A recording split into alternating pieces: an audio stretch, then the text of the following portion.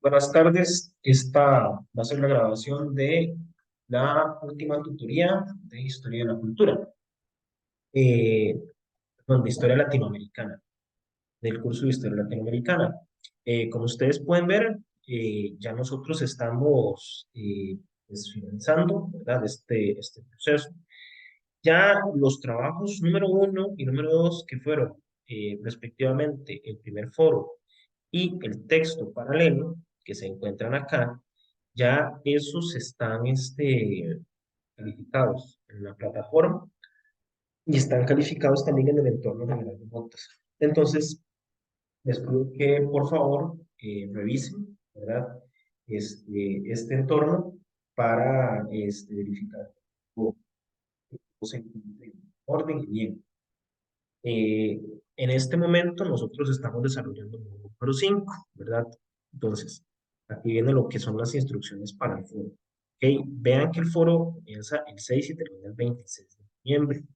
¿Eso qué quiere decir? Que bueno, que ya arrancamos el día del lunes, ¿verdad? Este proceso de entregas y va a terminar el 26, es decir, de mañana en 15 días. Entonces, para que vayan siendo previsivos y previsivas respecto a este proceso. Venga, ¿cuál es el tema? Bueno, dura el proceso de integración centroamericana, es analizando esos dificultades que traen los nuevos tiempos en la americana, ¿verdad?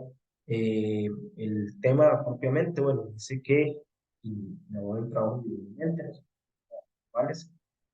De los estudiantes, si se detecta fraude, se aplicará en lo que corresponde a la normativa institucional establecida en el reglamento.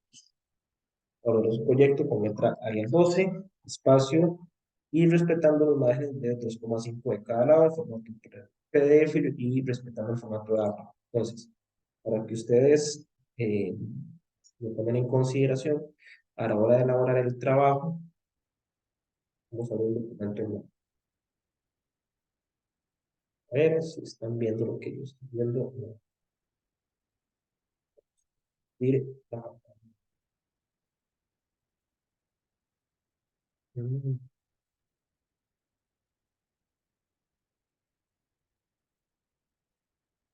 ok, esta es la página en blanco. Entonces, usualmente el procesador de textos de Word viene así, de esta manera. Viene con este tipo de letra que es Calibri 11, viene a la izquierda y viene con interlineado 1.0. Entonces, ustedes para poner el trabajo en el formato que se les solicita, van a buscar aquí letra Arial, tamaño 12, margen que está a la izquierda, que está en el centro, vean aquí, pues, está a la derecha, aquí estaría justificado. Y espaciado 1.5. Para lo que es el diseño, ¿verdad? Eh, disposición aquí. Para ver lo que es el márgenes, normalmente esa descripción que da es margen mal o margen moderado, ¿no? Pero normalmente eso viene acá. Bueno, entonces, eso para temas del formato del tarea. Ok, eso respecto a la tarea. Seguimos con, vamos a ver, cuide la ortografía y la presentación de su trabajo. Recuerde que la buena presentación es la mejor referencia de cualquier profesional. Después, cuando menciona aquí que una recomendación que yo les había dado era utilizar el, el manual que viene aquí. O sea, esta es la página de la cátedra de historia, la página de la cátedra de historia de Internet.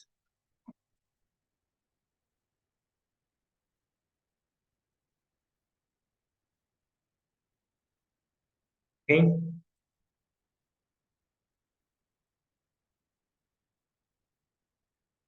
Y mira, hay una página. Vamos a ver,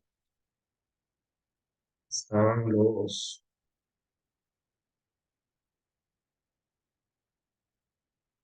mm,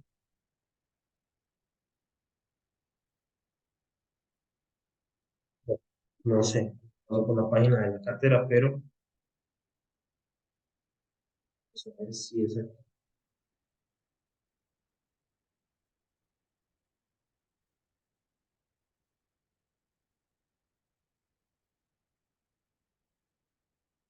Mm, bueno, probablemente están en mantenimiento la página. Bueno, no importa. Y lo que les mencionaba, el tema del formato de datos, es muy importante que ustedes lo vayan manejando. Cuidar la ortografía y la presentación, tomar en cuenta las escalas de calificación. Por ahí me hacían esa pregunta, profe, ¿cómo se nos va a calificar? Que al final, en la escala. Entonces, tiene que tener, bueno, una tabla de contenido, introducción, concepto de lectura, características de concepto de lectura, elementos de lectura y citas usuarias.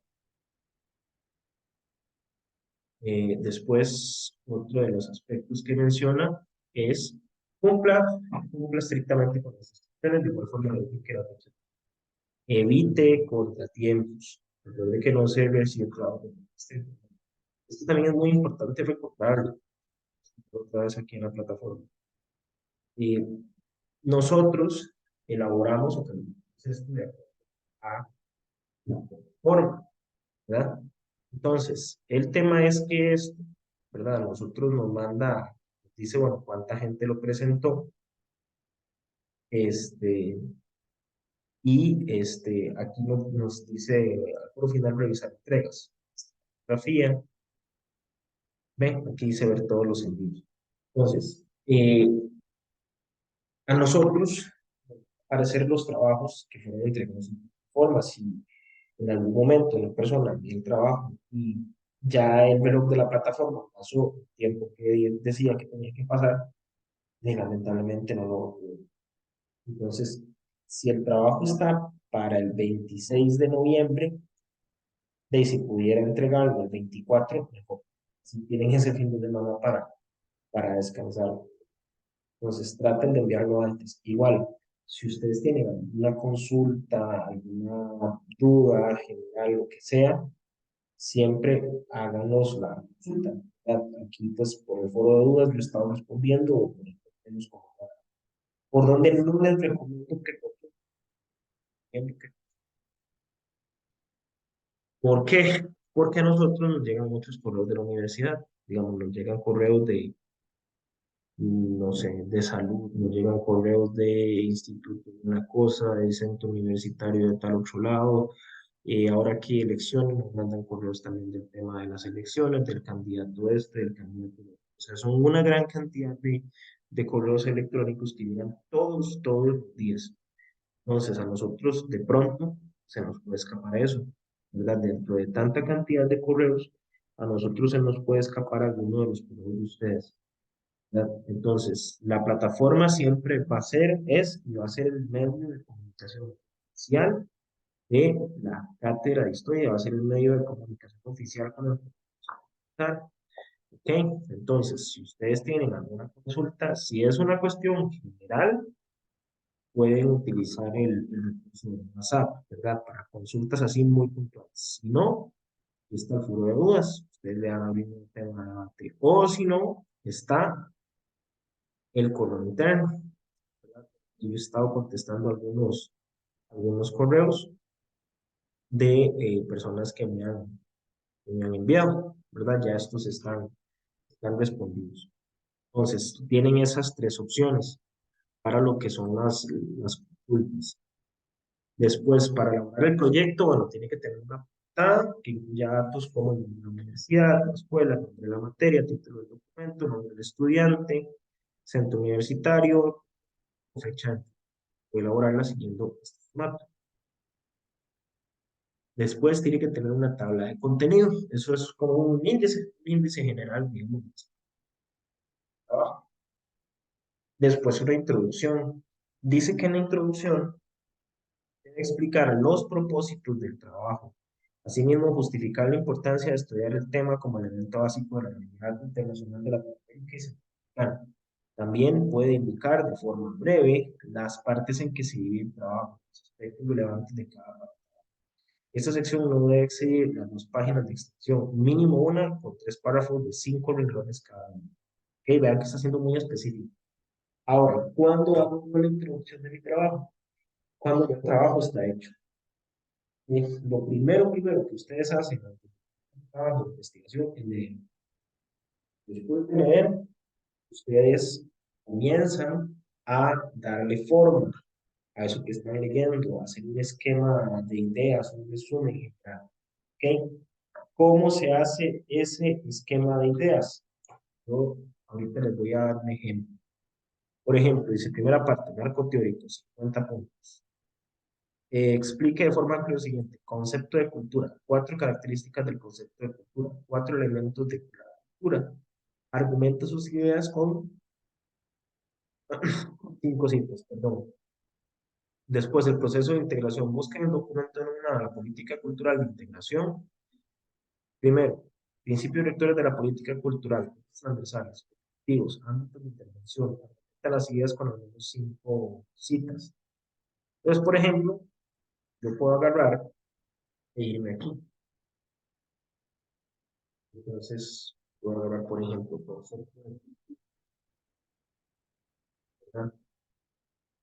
Y después puedo agarrar, voy a y otra. Esto que les estoy compartiendo es un programa para hacer esquemas, mapas conceptuales. Entonces, yo lo único que estoy haciendo es agarrando del documento que tenemos aquí y que se lo voy a poner aquí. Voy a poner una,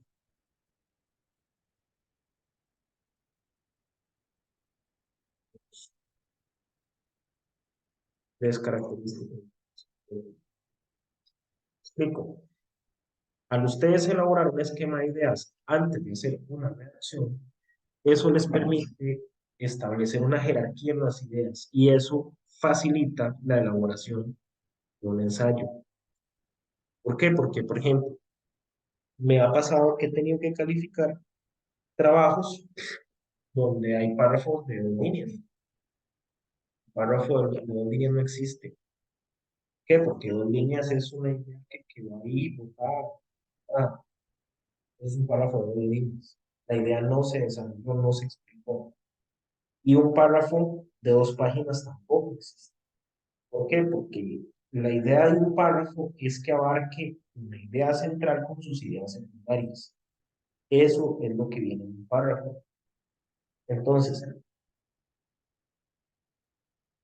si usted no le pone fin a las ideas, digamos, con un punto de aparte y comienza a desarrollar otra cosa que tenga que ver con lo anterior, eso va a dificultar mucho la lectura.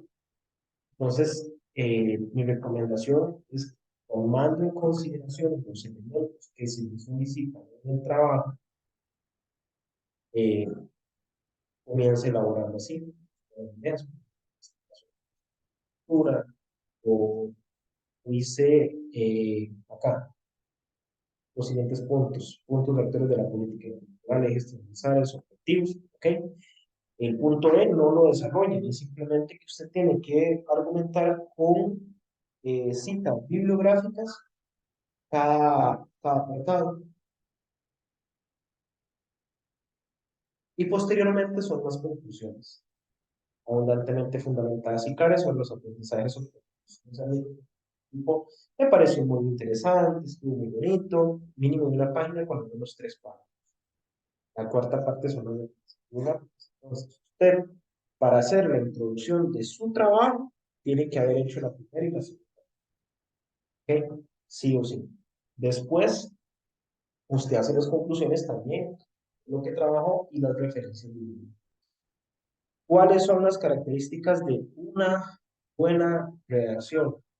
Claridad. Se exige claridad en las ideas y transparencia expositiva con el lenguaje fácil, basado en palabras transparentes y frases breves. Concisión. Se exige la precisión para combatir el exceso de falla, el menudeo y acabar con las imprecisiones. Y sencillez consiste en emplear palabras de uso común. La sencillez no quiere decir vulgaridad. Que con palabras de uso común se pueden expresar elevados pensamientos y que esta obligación Esa obligación del buen redactor va de la mano con la naturaleza. Es decir, no tienen que ponerse con palabras de domingo o inventar lo que está inventado, ¿verdad? Nada más que traten, digamos, de tener esa claridad y esa concisión. ¿Cómo se logra la claridad y la concisión? Haciendo un esquema de ideas antes. ¿Ya? Esto a ustedes les puede permitir ir desarrollando cada idea por. Entonces, por ejemplo, hicimos el ejemplo, con una redundancia, concepto de cultura, pero veamos, por ejemplo, con el otro tema. El otro tema decía que era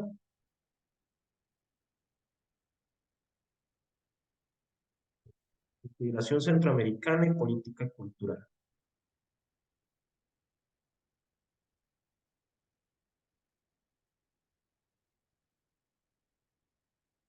¿Ok? Entonces dice principios rectores,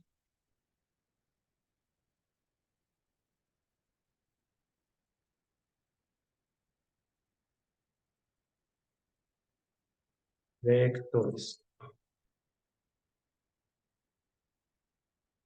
Después tenemos ejes transversales.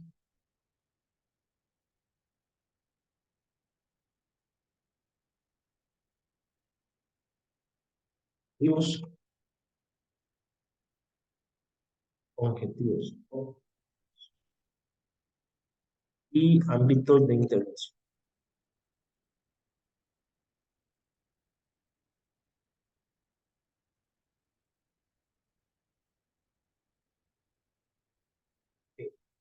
Ahí tenemos como el esquema de los cuatro principales puntos del texto, ¿verdad?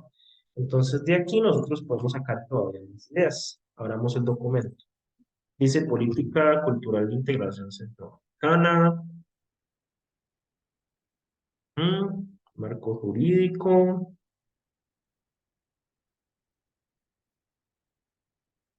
principios rectores. Principios rectores, estudien en la página 12. Entonces, ¿qué hace yo? Por ejemplo, yo puedo agarrar y decir, hablar de principios rectores, qué sé yo, entonces agarro y pongo solidaridad, cooperación, ¿verdad? Que es uno de estos, ¿verdad? Ocio.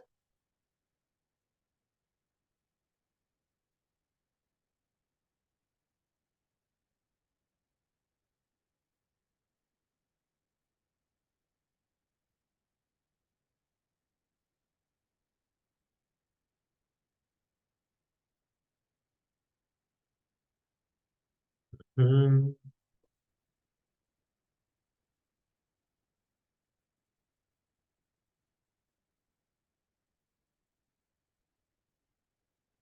vámonos otra vez al inicio.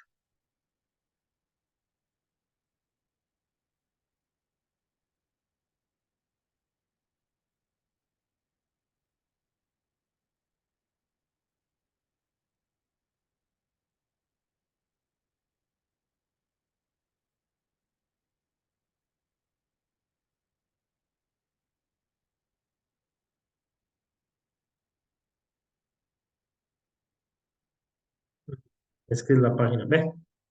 Solidaridad y cooperación, el fortalecimiento de todas las modalidades de cooperación que inciden en procesos culturales. Se plantea la necesidad de enfocar la gestión institucional con las personas como puntos centrales.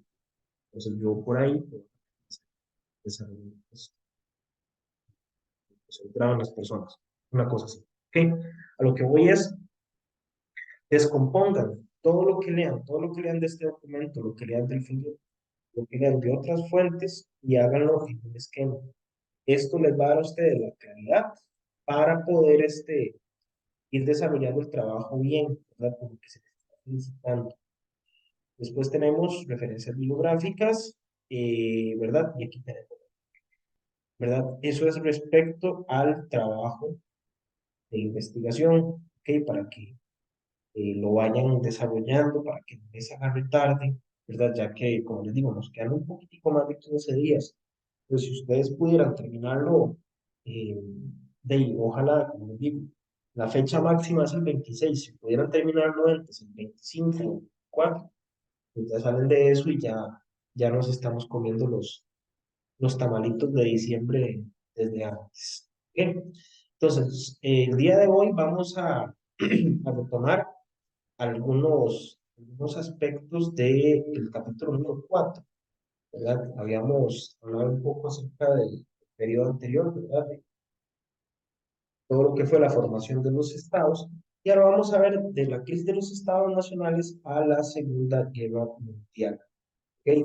Recordemos que estos estados nacionales comienzan a desarrollarse a partir de estos procesos de independencia, pero que ciertamente estos estados nacionales no van a ser realmente algo así como muy unificado, ¿verdad? Y un ejemplo de eso ocurre, por ejemplo, en la Federación General.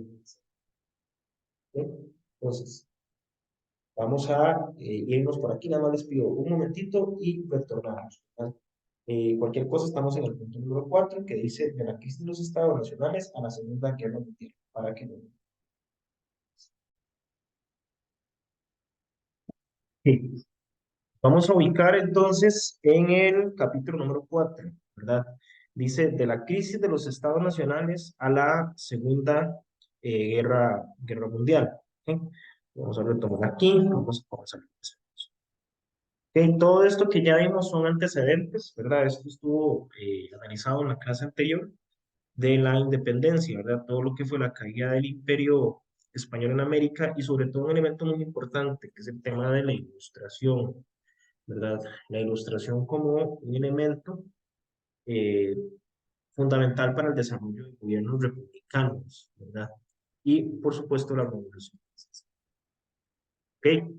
Entonces, como ustedes pueden ver ahí en esa imagen, lo que tenemos ahí presente es el desarrollo de un cultivo particular, ¿verdad? Ese cultivo que fue muy importante en todo el continente, ¿verdad? De América Latina, es el cultivo del café. ¿Verdad? En el cultivo del café, pues tenemos cuestiones muy importantes relacionadas con el desarrollo de una oligarquía, ¿verdad? Una élite político-económica al desarrollo de esta económica. ¿Ok? Y aquí tenemos lo que es la consolidación de los estados liberales. Estos estados liberales tienen una economía agroexportadora. ¿Ok? ¿Qué es el modelo agroexportador?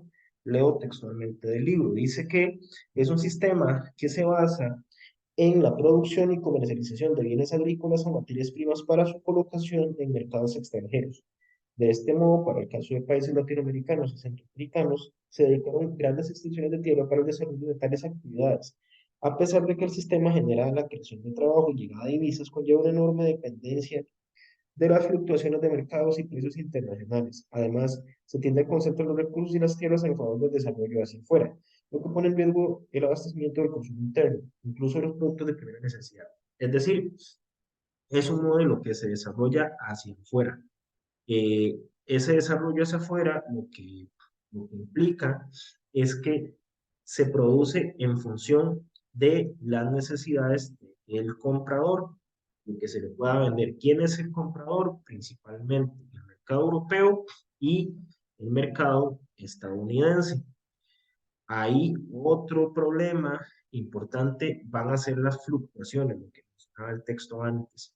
Esas fluctuaciones nosotros las vamos a encontrar en procesos de crisis, ¿verdad? Como la crisis económica de los años 30 y, muy importante, las crisis provocadas por conflictos internacionales como la Primera y la Segunda Guerra Mundial. ¿Verdad? Estados Unidos va a tener una influencia muy importante en América Latina después de la Primera Guerra Mundial.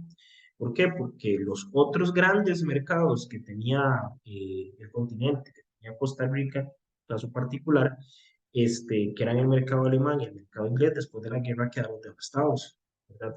Fueron países que tuvieron que reconstruirse. El caso alemán fue todavía peor, porque a Alemania se le acusó de haber provocado la guerra y por consiguiente, ¿verdad? Por efectos del Tratado de Versalles, se tuvo que hacerle frente, digamos, a la obligación de pagar los gastos de la guerra, de reducir a su ejército, y un montón de circunstancias que a la postre vienen a ser causas de la Segunda Guerra Mundial y al surgimiento del nazismo en Alemania, ¿verdad? Justamente un tema muy relacionado también con el asunto del nacionalismo, ¿verdad? Que hablábamos también anteriormente. La influencia de Estados Unidos después de la Primera Guerra Mundial va a ser muy importante. Ya era importante antes, pero después de la Primera Guerra Mundial va a tomar un auge mucho más importante, debido a la crisis también de otras potencias, ¿verdad? Principalmente potencias europeas, que ahora pues estaban un poco más de capa caída, ¿verdad? Por el tema de las consecuencias económicas, sociales y políticas que tuvo la Primera Guerra Mundial en esos continentes, ¿verdad? Recuerden también que la guerra se terminó, ¿verdad? Estados Unidos, por su parte, sale fortalecido porque antes de la guerra, pues había prestado dinero y había vendido armas. Y pues esto genera una crisis en los estados liberales. Además, también en este periodo tenemos una mayor intervención de Estados Unidos en América Latina. Por ejemplo, nosotros vamos a encontrar algunas doctrinas que también están en este capítulo, como lo que es la doctrina Monroe, ¿verdad? En esta época, siglo XIX principalmente, inicio del siglo XX, se observa una disputa entre Estados Unidos y Gran Bretaña por influencia, por territorios dentro del continente. Un ejemplo de eso lo podemos encontrar muy cerca de nosotros, ¿verdad? Por ejemplo, lo que fue la situación ¿verdad? Estados Unidos, eh, ¿verdad? Favorece, ¿verdad? La independencia de Panamá, pero digamos que ese favorecimiento además tiene una implicación que es ¿verdad? La del canal. Nicaragua también tenía una posibilidad para construir el canal a través del río San Juan, sobre todo después de que asume, ¿verdad?, de que se apropia del territorio que correspondía a los costa mezquita, ¿verdad? Esta costa caribe nicaragüense, que tenía un poco más de influencia con los ingleses. Bueno, el asunto es que esta situación lleva esta opinión que básicamente lo que dice es América para los americanos, ¿verdad? Eh, en este caso, pues, haciéndole la advertencia a las potencias europeas bueno, de que no se metan aquí, ¿verdad? Esto, pues, a ustedes no les corresponde, ¿verdad? Para ellos ejercer un área de influencia en lo que de han visto siempre como su patio trasero, ¿verdad? En este continente, ¿verdad? Donde han tratado de establecer una influencia pues, política, económica, militar, ¿verdad? Diferentes en el continente. Pues tenemos también lo que es el corolario de Roosevelt, que planteaba que Estados Unidos está en la obligación de intervenir en cualquier estado del hemisferio occidental para evitar que sucumbiera al dominio de una potencia extranjera, ya que aquel país tenía la primicia que era el continente fundamental para expandir sus intereses comerciales, ¿verdad? Pues eso era pues, bastante cierto. De hecho, nosotros aquí podemos ver en la página 3 una imagen de Teddy Roosevelt con un garrote, ¿verdad? Esta es otra de las doctrinas, la del Big Stick, el gran garrote, donde está marchando por encima del mar Caribe, ¿verdad? Y pues ahí hay unos barcos, ¿verdad? Y unas islas, ¿verdad? Por ejemplo, Santo Domingo, en República Dominicana. Otra doctrina importante es el destino manifiesto. El destino manifiesto lo que planteaba era que Estados Unidos tenía la obligación o el destino, digamos, dado por la divina providencia de que ellos eran los encargados de llevar la civilización. Una visión un poco paternalista. Después el gran garrote, ¿verdad? De este gran garrote de ahí era que si los países de América Latina querían ceder por medio de préstamos, por medio de cuestiones de índole económica a las necesidades del gigante del norte, pues entonces iba a ser por ¿verdad? Ejemplos de esto más recientemente vimos, por ejemplo, las invasiones de Estados Unidos, por ejemplo, a Granada, es una isla ahí avasallante, ¿verdad? Inclusive también lo que sucedió en Panamá en los noventas. Y la diplomacia del dólar fue planteada por el siguiente presidente de Estados Unidos, William Howard Taft, quien utilizó el poder económico para apoyar la política exterior y alcanzar sus objetivos, ¿verdad? Esto siempre dentro de una lógica de el combate, una competencia entre dos grandes potencias, entre Estados Unidos, que venía de convertirse en la potencia mundial, y los ingleses, que pues habían venido a menos después de la Guerra Mundial. Entonces, acá un elemento importante dice que a Centroamérica es una zona con una importancia geoestratégica para Estados Unidos y donde han habido intervenciones militares, por ejemplo, con la caída de José Santos Zelaya y una intervención armada. Vean acá, por ejemplo, estos son ya rutas más recientes, pero el Canal de Panamá tiene una importancia clave, ¿verdad? Para el desarrollo de las comunicaciones, ¿verdad? En consideración que si no existiera el canal, pues entonces hay que volver todo el continente para llegar, ¿verdad? Lugares con posicionamiento, pues, como este, están por Suez, eso es aquí más bien, o en el estrecho de Gibraltar, por poner unos ejemplos, aquí, el mar Negro, el mar Mediterráneo, se llama el estrecho de Bósforo, ¿ok? Está Asia, está África y esta es una también muy estratégica. Bueno, José Santos Zelaya fue un presidente de Nicaragua que pues, fue un opositor a la influencia estadounidense en el área y tomó algunas medidas que afectaron a los capitales norteamericanos, por lo que pues, desarrollaron una serie de estrategias para tratar de socavar el poder y finalmente fue impuesto, ¿verdad? En 1909 los conservadores volvieron a asumir el poder en Nicaragua y Nicaragua sufrió una invasión armada en 1912 y aquí pues comenzó a desarrollarse un proyecto donde se gestó un gobierno militar, ¿verdad? Pues, en Nicaragua, que llevó a la creación de la Guardia Nacional, y posteriormente esa Guardia Nacional lleva al poder a Anastasio Somoza Mejía, que es el primer presidente de una dinastía mandataria, porque además de este último, estaban sus hijos Luis Somoza Rivaide y Anastasio Somoza. A nivel centroamericano, pues había explotación banal y minería, y uno de los principales representantes de estas actividades agroexportadoras fue el señor Minor Cooper Kidd.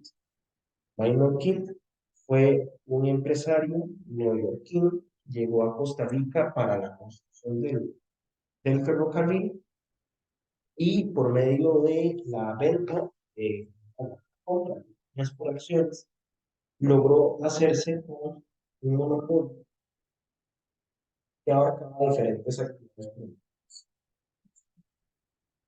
Entonces, ojo a esto, tenemos azúcar, bananas, aceite de palma.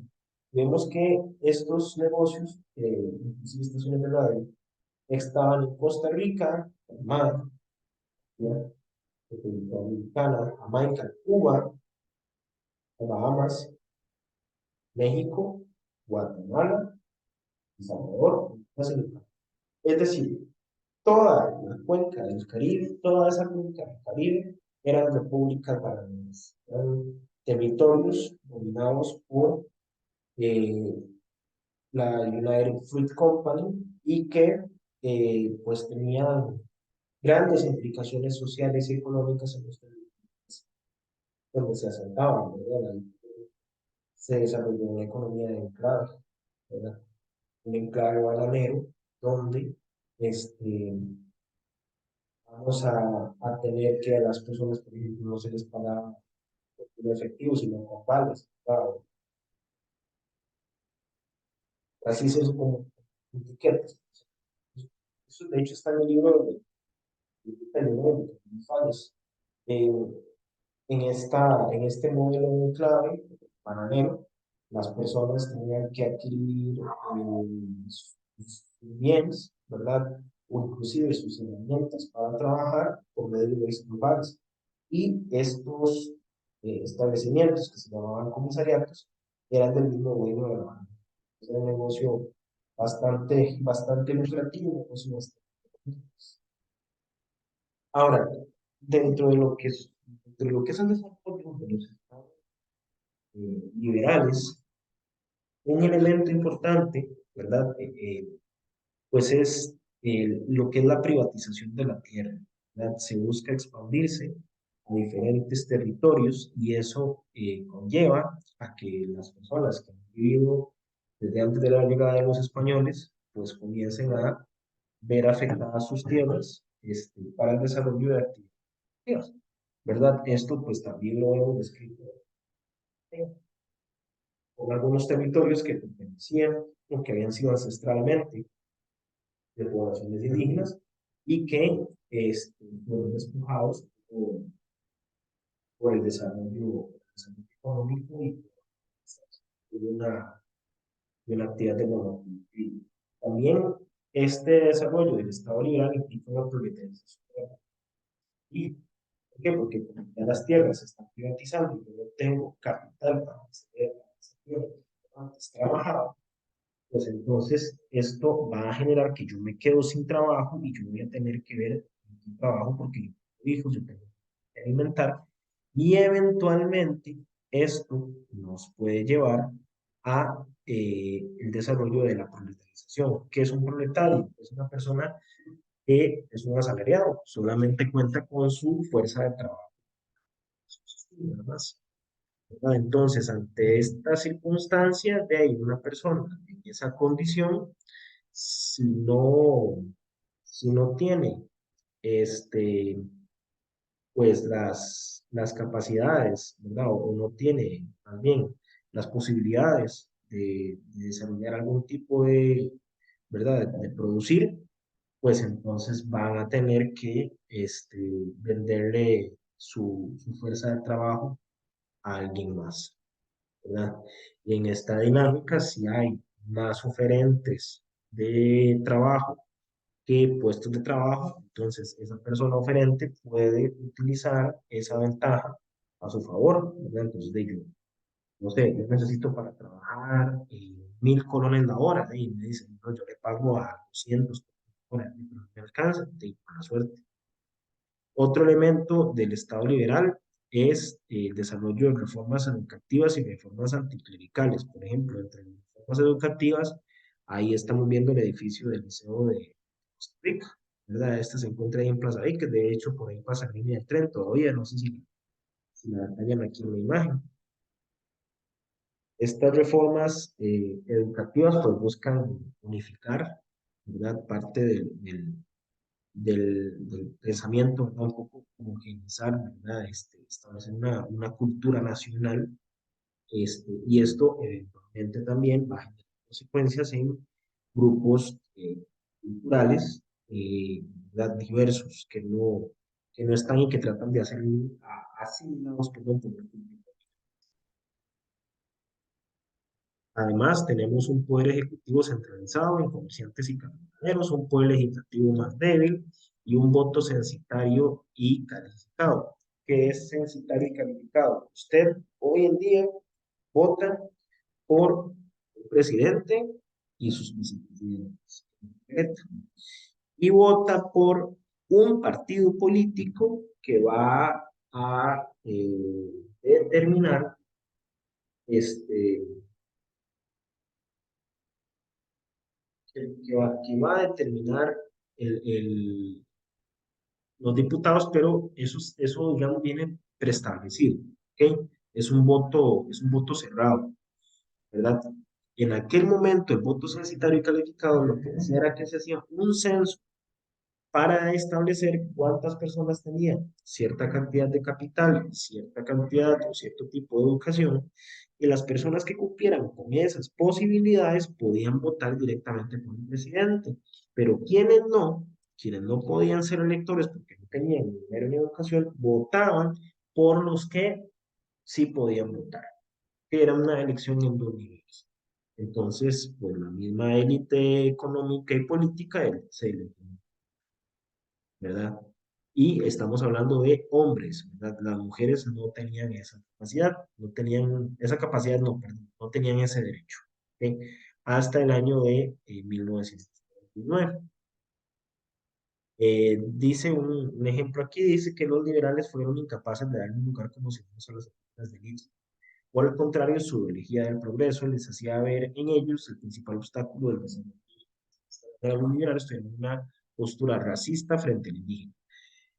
Acá tenemos la imagen de el último rey de Manca, Saldaña, quien justamente tuvo, ¿verdad?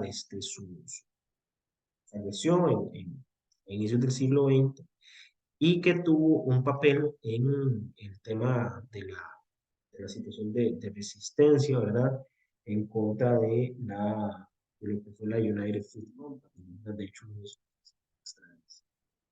en el caso de este modelo político liberal, pues muchos golpes de Estado, ¿verdad? Por ejemplo, este señor que vemos aquí se llama Tomás Guardia Gutiérrez. Guardia gobernó a partir de 1870, después de un golpe de Estado en contra de Jesús Jiménez, y pues él comenzó a eliminar la influencia de los militares en el poder, ¿verdad? Dentro de este político, este modelo económico liberal, pues el uso de las armas para la defensa del poder fue fundamental. Y los partidos políticos eran personalistas, ¿verdad? Es decir, una arma misma de una persona, ponerles un ejemplo en Costa Rica, por Ricardo Jiménez o por Roberto González, que por el partido propiamente, porque los partidos no tenían una base ideológica. Eso viene sobre todo a partir de la década de los 20. En cuanto al tema de las economías, ¿verdad? El café inicia la producción en Costa Rica y se extiende al resto de la región. Esto va a cambiar el paisaje rural, ¿verdad? Va a ser un paisaje dominado principalmente por la actividad cafetalera y una expansión de la frontera agrícola. ¿Qué son o qué hablamos de, a qué nos referimos con la frontera agrícola? La frontera agrícola es hasta dónde llega la finca, por así decirlo, o los terrenos de labranza, de cultivo, y dónde inicia el territorio, por ejemplo, de casa, ¿verdad? Eso, pues, está muy marcado y esa frontera se comienza a expandir, ¿verdad? Esto implica que se establecen nuevos frentes de colonización, ¿verdad? Para fomentar más la actividad productiva, para poder exportar más, para poder generar más dividendos.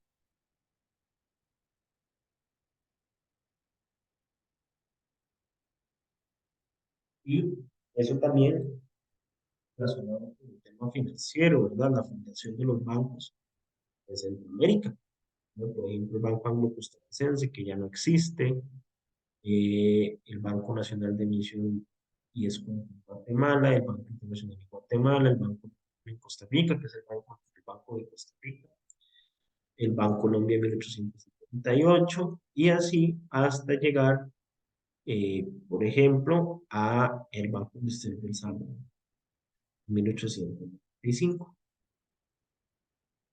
En este modelo económico tenemos una incorporación de un sistema de ferrocarriles, el mejoramiento de la red vial y lo que mencionaba antes de la colonización agrícola. Este tema tiene un elemento interesante, observen el billete.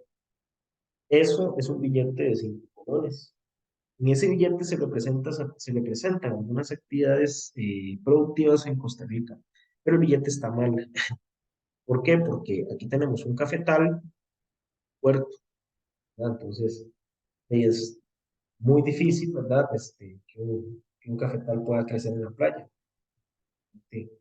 Los cafetales pues se desarrollan en regiones altas, ¿verdad? En territorios que están más allá de los 1000 metros sobre el nivel del mar. Y vemos también a esta persona, un racimo de bananos, tomado completamente al revés. Asimismo, en el desarrollo del cultivo de banano, pues vamos a encontrar, ¿verdad? El aumento, ¿verdad? De esto en América, el desarrollo de economías de enclave, que ya les mencioné.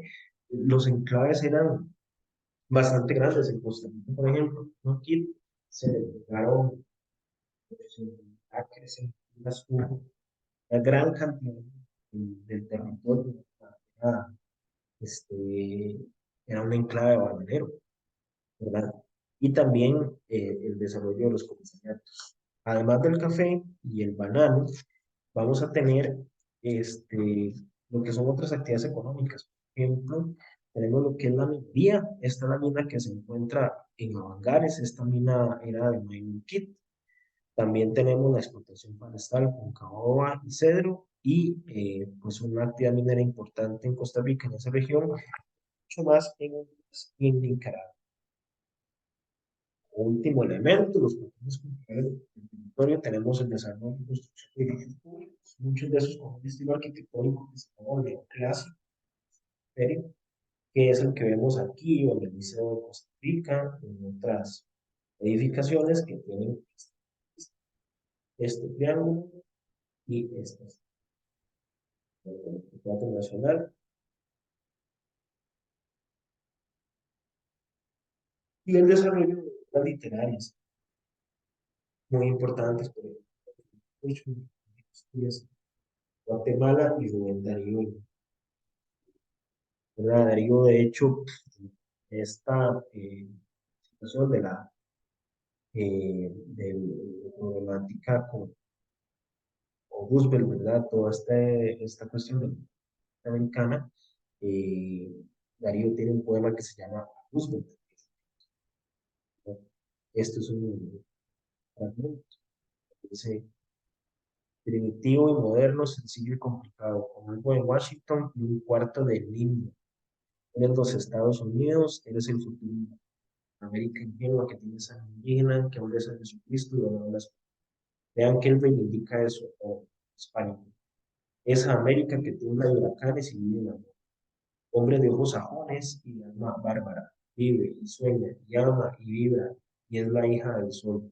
Tened cuidado, vive la América española. Mil cachorros sueltos de leones. Se necesitaría Roosevelt ser Dios mismo.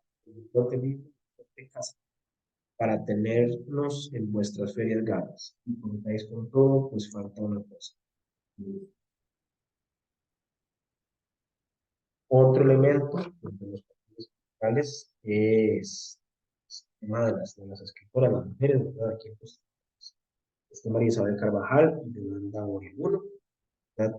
Se unieron para defender derechos. No es otra cosa, el tema del voto, el voto del 49, eso no fue que se dio ¿verdad? Porque se le pidió a Figueres o ya en el país había movimientos de muchas mujeres que peleaban por el, por el voto, ¿verdad? Y por otros derechos importantes. Isabel Carvajal, personas que han visto de la ciencia, ¿verdad? De la cultura, ¿verdad? Por ejemplo, aquí está el mundo, está Chaevi, ¿verdad? Movimientos feministas, entre otros. ¿Verdad? Veamos de Yolanda, ¿verdad? La mujer post-feminista, mientras haya conseguido la liberación de su intelecto, terminó ella misma preso dentro de su de hecho, Llorando lo murió murió hace nada. En la Primera Guerra Mundial habíamos hablado de que nuestro favor era frágil. Esta fragilidad se manifestó en la Primera Guerra Mundial. Este modelo económico era pues, bastante frágil a las fluctuaciones del mundo. La Primera Guerra Mundial generó una crisis eh, relacionada con los ingresos. Es decir, eh,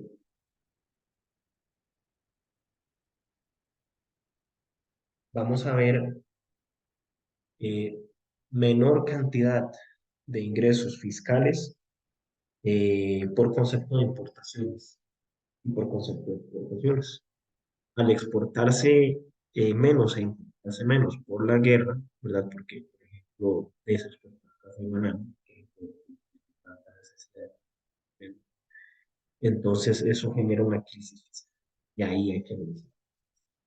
En el caso de Costa Rica, quien realizó esos ajustes fue principalmente Alfredo González Flores, quien asumió la presidencia después de un proceso donde fue la primera vez en Costa Rica que se vuelve, pero fue designado por el Congreso. Otro elemento importante dentro de esta crisis fue 30. Eso implicó relación, acciones con el interno, pago externa, y para la recuperación, pues desarrolló una obra de infraestructuras. En los años 30, junto con la crisis, vamos a tener el desarrollo de computadores.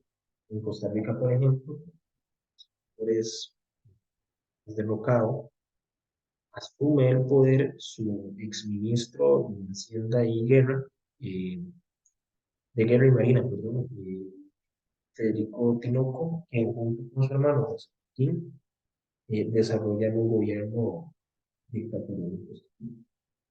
Aquí, por ejemplo, se va a maestros, a personas opuestas. Tenemos el y Maximiliano Hernández Martínez. Durante este gobierno se dio la representación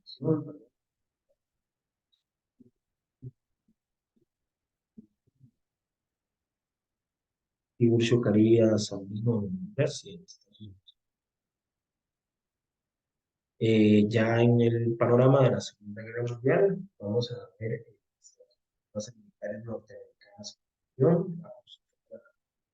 la defensa, la expropiación de ciudadanos de México, eso también es muy importante.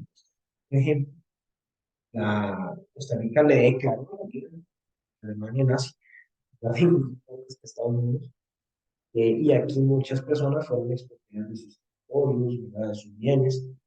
Por ejemplo, la familia Lehmann. No sé si han escuchado hablar de la librería Lehmann. Ya, se pierden los mercados europeos y las producciones no tradicionales como y pues posterior a este periodo comienzan a desarrollarse estados de bienestar, pero la situación económica y política sigue siendo. Y con eso quedaremos, compañeras y compañeros. Espero que esta grabación les sea de provecho. Cualquier duda, estoy atento a los foros, al grupo o a los internos. Si tienen una duda, porfa, que sea por alguno de esos medios, pero por favor no lo hagan por medio del correo, porque ahí llega mucha información, llegan muchos correos todos los días y es difícil de filtrar, digamos, cuál es un correo de ustedes, cuál es de una oficina de una cosa o de un funcionario de tal otra cosa. Entonces, por favor, pueden comunicarse conmigo a través de pues, o a través de el correo. Más, pues, mucho y espero que puedan concluir todos los trabajos por éxito y con cualquier duda o cualquier circunstancia, pues con mucho gusto les puedo. Hasta luego.